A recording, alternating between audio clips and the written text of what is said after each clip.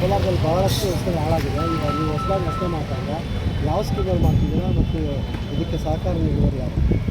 Sir, ಇದು ಸುಮಾರು ವರ್ಷಗಳಿಂದ ಈ ರೋಡು ಜಾಸ್ತಿ ಅಧ್ವಾನ ಆಗಿದೆ. ಇದು ನಾನು ನಮ್ಮ ಮನೆಯಲ್ಲಿ ಶ್ರೀಮತಿ ಶಮಾತಾಜ್ ಸದಸ್ಯರು, ವಾರ್ಡ್ ಸದಸ್ಯರು, ಅವ್ರ ಪರವಾಗಿ ನಾನು ಈ ವಾರ್ಡಲ್ಲಿ ಸುಮಾರು ಕೆಲಸಗಳು ಮಾಡ್ಕೊಂಡು ಬಂದಿದ್ದೀನಿ.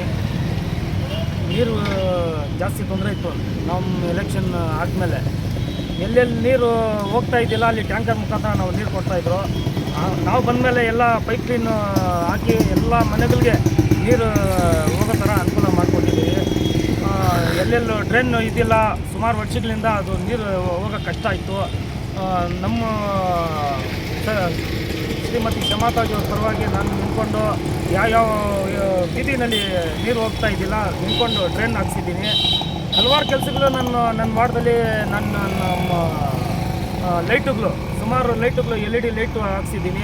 ಎಲ್ಲೆಲ್ಲಿ ಕತ್ಲಿತ್ತು, ಎಲ್ಲೋ ಎಲೆಕ್ಟ್ರಿಕ್ ಪೋಲ್ ಇದ್ದಿಲ್ಲ, ಅಲ್ಲಿ ಸಹ ಮನೆ ಮೇಲೆ ಲೈಟ್ ಹಾಕಿ ಲೈಟ್ಗೆ ಅನುಕೂಲ ಮಾಡಿಕೊಟ್ಟಿದ್ದೀನಿ. ಎಲೆಕ್ಷನ್ ಮುಂಚೆ ನಾವು ಏನೇನು ಜನಗಳಿಗೆ ಮಾತು ಕೊಟ್ಟಿದ್ರು ಆ ಮಾತು ಉಳಿಸ್ಕೊಳಕ್ಕೆ ನಾನು ಹಲವಾರು ಕೆಲಸಗಳು ನಮ್ಮ ವಾರ್ಡಲ್ಲಿ ನಾವು ಕೆಲಸ ಮಾಡ್ಕೊಂಡು ಬರ್ತಾಯಿದ್ದೀವಿ. ಮತ್ತು ಈ ನಾವು ಎಲೆಕ್ಷನ್ ಗೆದ್ದು 4 ವರ್ಷ ಆಯಿತು. 4 ವರ್ಷದಿಂದ ಈ ರೋಡ್ನಲ್ಲಿ ನಾವು ಬಂದಮೇಲೆ ಸುಮಾರು ತೊಂದರೆ ಇತ್ತು. ಈ ರೋಡ್ನಲ್ಲಿ ಬರೀ 15 ಆಗಸ್ಟ್ಗೆ 26 ಜನವರಿಗೆ ಮಾತ್ರ ಇದು ರೋಡ್ಗೆ ಬಂದು ಪ್ಯಾಚ್ ಆಗ್ತಾಯಿದ್ರು ಅಷ್ಟೇ. ಆಮೇಲೆ ನಾವು ಹೋಗಿ ನಮ್ಮ ಪ್ರೆಸೆಂಟ್ MLA ಇದ್ದರು ಶ್ರೀನಿವಾಸ್ ಗೌಡ್ರು ಸಾಹೇಬರು, ಅವ್ರಿಗೆ ಹೋಗಿ ನಾನು ಅಣ್ಣ ಈ ಥರ ರೋಡು ಜಾಸ್ತಿ ಅಧ್ವಾನ ಆಗಿಬಿಟ್ಟಿದೆ, ಸುಮಾರು 1000 ಜನ ಓಡಾಡ್ತಾರೆ ಈ ರೋಡ್ನಲ್ಲಿ, ತಾವು ಏನಾದರೂ ನಮಗೆ ಪ್ರೆಸೆಂಟ್ MLA ತಾವು ನಿಮ್ಮ ಪಾರ್ಟಿಯಿಂದ ನಾವು ಗೆದ್ದಿರೋದು, ನಮಗೆ ರೋಡ್ಗೆ ಅದು ಜಾಸ್ತಿ ತೊಂದರೆ ಆಗ್ತಾಯಿದೆ.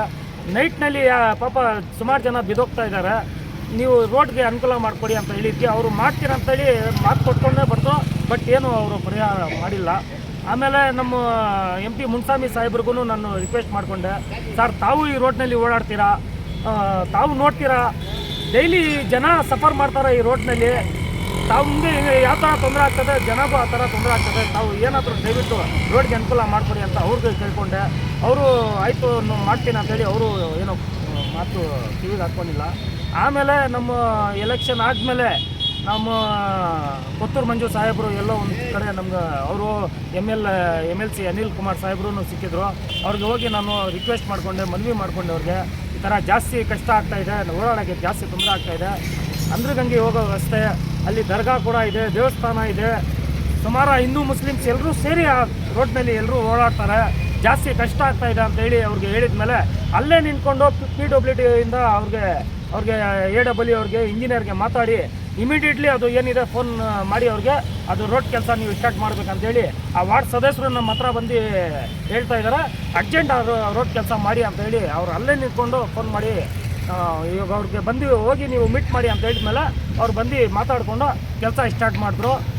ನಿನ್ನೆ 1 ವಾರದಿಂದ ಈ ಕೆಲಸ ನಡೀತಾ ಇದೆ, ಸೂಪರಾಗಿ ಕೆಲಸ ನಡೀತಾ ಇದೆ. ಸುಮಾರು ಜನ ಓಡಾಡೋದು ರೋಡ್ ಇದು. ಇನ್ಮೇಲೆ ನಾನು ದೇವರ ಹತ್ರ ಪ್ರಾರ್ಥನೆ ಮಾಡ್ತೀನಿ, ಯಾರಿಗೂ ಏನೂ ತೊಂದರೆ ಆಗೋದು ಬೇಡ, ಅದು ಆಗಲೂಬಾರ್ದು. ನಮ್ಮ ಕಡೆಯಿಂದ ನಮ್ಮ ಜವಾಬ್ದಾರಿ ಏನಿರ್ತದೆ ನಾನು ನಿಂತ್ಕೊಂಡು ಯಾವ ಥರ ಎಲ್ಲಿ ಜನ ಓಡಾಡೋಕ್ಕೆ ಎಲ್ಲೆಲ್ಲಿ ಅನುಕೂಲ ಆಗಬೇಕು ನಾನು ನಿಂತ್ಕೊಂಡು ರೋಡ್ ಹಾಕ್ಸ್ತಾ ಇದ್ದೀನಿ. ಇನ್ನು ಮುಂದೇನು ನನ್ನ ಕಡೆಯಿಂದ ಏನಾದರೂ ಇರಲಿ 24 ನಮ್ಮ ವೋಟರ್ಸ್ಗೆ ನಮ್ಮ ಸಪೋರ್ಟ್ ಇದ್ದೇ ಇರ್ತದೆ. ಅದು ನಮ್ಮ ಖಂಡಿತ ನಾನು ಅದು ಕೆಲಸ ಮಾಡ್ಕೊಂಡು ಹೋಗ್ತೀನಿ. ಅದು ಎಲೆಕ್ಷನ್ ಬರೋಕ್ಕೆ ಮಾತ್ರ ಅಲ್ಲ, ಎಲೆಕ್ಷನ್ ಇನ್ನೂ ನಮ್ಮದು 2.5-3 ವರ್ಷ ಇದೆ. ಇನ್ನೂ ಹಲವಾರು ಕೆಲಸ ನಮ್ಮ ವಾರ್ಡಲ್ಲಿ ಆಗೋದಿದೆ. ಅದು ನಾನು ಖಂಡಿತ ನನ್ನ ವಾರ್ಡಲ್ಲಿ ನಾನು ಮಾಡ್ಕೊಂಡು ಹೋಗ್ತೀನಿ ಅಂತ ನಾನು ಹೇಳ್ತೀನಿ ಸರ್. ಈ ರೋಡ್ ಯಾವ ಫಂಡಿಂದ? ಇದು PWD-ಯಿಂದ ಅವರು MLA ಸಾಹೇಬರು ಮಾಡ್ತಾ ಇರೋದು. 48 ಲಕ್ಷ ರೂಪಾಯಿದು ರೋಡ್ ಇದು. ಅವರು ಕೀಲ್ಗೊಟ್ಟೆ ಸಂತೋಷ್ ಅಂತ ಕಾಂಟ್ರಾಕ್ಟರು. ಎಲ್ಲಿಂದ ಯಾಕೆ ಎಷ್ಟು? ಇದು ನಮ್ಮ ಗೌರ್ಮೆಂಟ್ ಬಸ್ ಸ್ಟ್ಯಾಂಡ್ ಸಿಗ್ನಲ್ ಇದೆಲ್ಲ, ಆ ಸಿಗ್ನಲ್ ಇಂದ ಕೀಲ್ಗೊಟ್ಟೆ ಬೀಚ್ ಗಂಟ ಇದು ಡಬಲ್ ರೋಡ್ ಸುಂದರವಾಗಿ ರೋಡ್ ಆಗ್ತಾ ಇದೆ ಸರ್. ನಮಗೆ ಬಹಳ ಖುಷಿ ಆಗ್ತಾ ಇದೆ ಇದು ರೋಡ್ ಆಗ್ತಾ ಇದೆ. ರೋಡ್ ಅಗಲೀಕರಣನೂ ಮಾಡಿದ್ದೀರಾ? ರೋಡ್ ಅಗಲೀಕರಣನೂ ಮಾಡಿದ್ದೀರಿ ಸರ್ ನಾವು.